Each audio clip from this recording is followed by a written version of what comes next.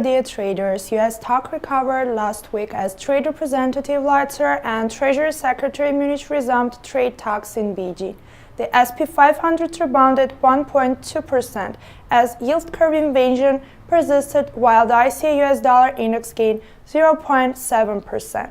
Nikkei and Hang Seng turned lower, while remaining 4 out of 6 major global stock indexes recovered last week's losses.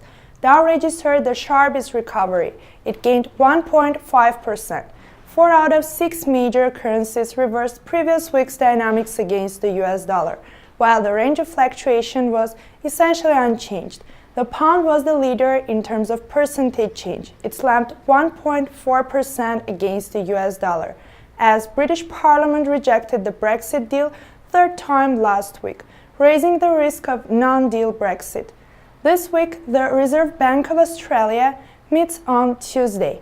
Analysts expected to hold policy steady at a time of falling growth forecasts.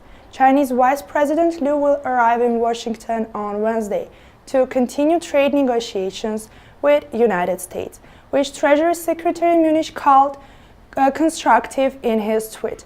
And on Friday, U.S. Bureau of Labor Statistics is expected to report non-farm payroll rose 175,000 in March. Happy trading, see you next week.